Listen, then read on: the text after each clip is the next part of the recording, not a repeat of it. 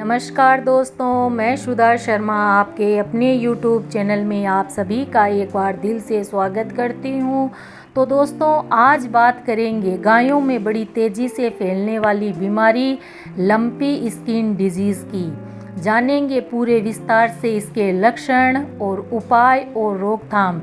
तो बने रहिए वीडियो के साथ। पशुपालक विभाग के अधिकारियों द्वारा बताया गया है कि अफ्रीका में पैदा हुई यह बीमारी अप्रैल में पाकिस्तान के रास्ते भारत आई थी। कम रोग प्रतिरोधक क्षमता वाली गायों में संक्रमण तेजी से फैल रहा है, क्योंकि रोग प्रतिरोधक क्षमता कम होने के कारण अन्य रोग आक्रमण कर रहे हैं। दोस्तों, अब जानते हैं लंपी स्किन डिजीज़ के लक्षण। बताया जा रहा है कि इस रोग के लक्षण हैं जिसमें बुखार, वजन कम होना, लार निकलना, आँख और नाक का बहना, दूध का कम होना, शरीर पर अलग अलग तरह के नोडल्स दिखाई देना शामिल है। दोस्तों, इसके साथ ही इस रोग में शरीर में गांठें भी बन जाती है। साथ ही ये भी देखने को मिला है कि इसमें मादा मवेशियों को बांझपन, गर्भपात, निमोनिया और लंगड़ापन भी झेलना पड़ जाता है। दोस्तों, अब जानते हैं कैसे फैलती है यह बीमारी। बताया जा रहा है कि लंपी त्वचा रोग एक ऐसी बीमारी है जो मच्छरों और मक्खियों, जूं व ततैयों की वजह से फैल रही है। इसके साथ ही ये मवेशियों के सीधे संपर्क में आने और दूषित भोजन एवं पानी के जरिए भी फैलती है।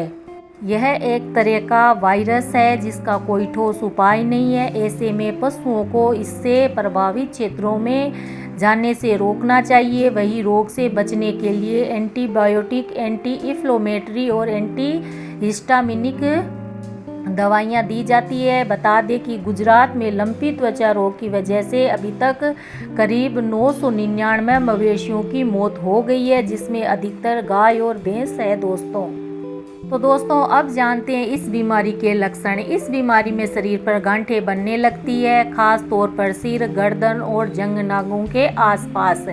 इसके बाद धीरे धीरे गांठें बड़ी होने लगती है और फिर ये घाव के रूप में बदलने लगती है। इस बीमारी में गाय को तेजी से बुखार आने लगता है। गाय दूध देना कम कर देती है। मादा पशुओं का गर्भपात भी हो जाता है। कई बार गायों की मौत भी हो जाती है। यह पूरे शरीर में, विशेष रूप से सिर, गर्दन, अंगों, थन और जंघनांगों के आसपास 2 से 5 सेंटीमीटर व्यास की गांठ के रूप में प्रकट हो जाती है। इसके अन्य लक्षणों में सामान्य अस्वस्थता, आँख और नाक से पानी आना, बुखार तथा दूध के उत्पादनों में अचानक कमी आदि शामिल है। दोस्तों, फार्म और परिसर में सख्त सुरक्षा अपनानी चाहिए। नए जानवरों को अलग रखना चाहिए और त्वचा की और गांठों और घावों की जांच करानी चाहिए। प्रभावित क्षेत्रों से जानवरों की आवाजावी से बचना चाहिए। प्रभावित जानवरों को चारा, पानी और उपचार के साथ झुंड से अलग रखना चाहिए।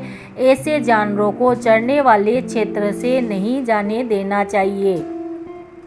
इस विशेष बीमारी का कोई इलाज या टीका नहीं है दोस्तों, और लक्षणों के अनुसार उपचार दिया जा रहा है।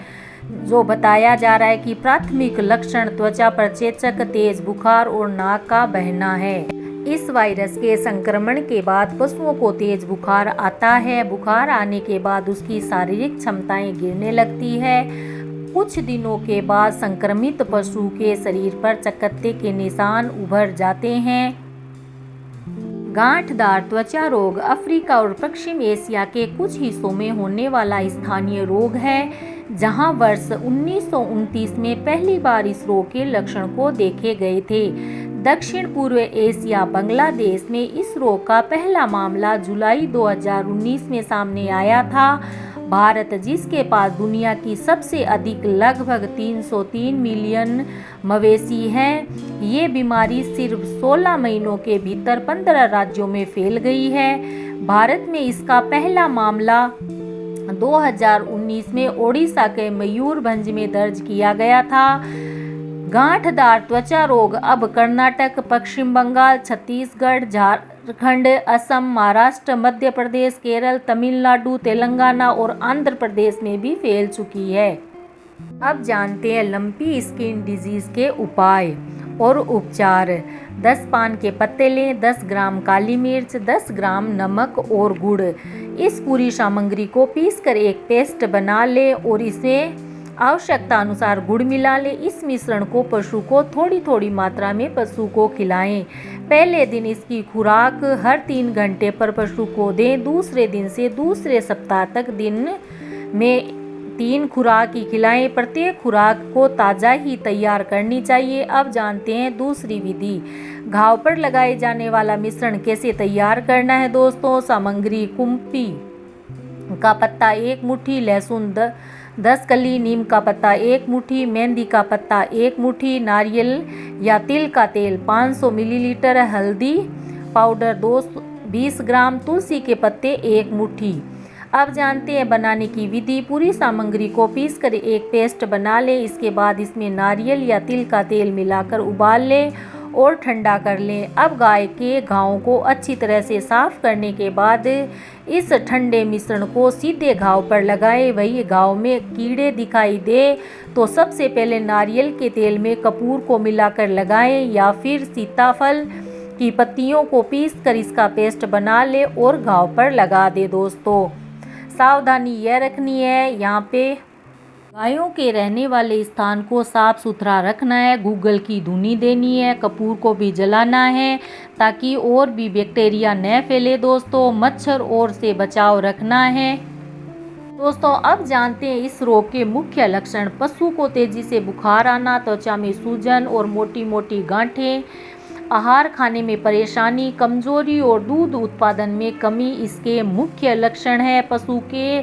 पशु में रोग लक्षण दिखाई देने पर तुरंत उन्हें अन्य पशुओं से अलग करें। रोगी पशुओं के लिए चारा पानी की व्यवस्था अलग बर्तन में करें। रोगग्रस्त क्षेत्र में स्वस्थ पशुओं की आवाजाही को रोक दें। पशुओं के आवास के आसपास नीम की पत्तियों को जलाकर धुआं करें। पशुओं के आवास की दीवारों में यदि दरारें हों उन्हें भर दें अथवा कपूर की गोलियां भी रख दें। मृत्यु हो जाए तो उसके संपर्क में आई वस्तुओं को फिनाइल या लाल दवा से धोना चाहिए। मृत पशु को गांव से बाहर जमीन में चूना या नमक डालकर गाड़ना चाहिए।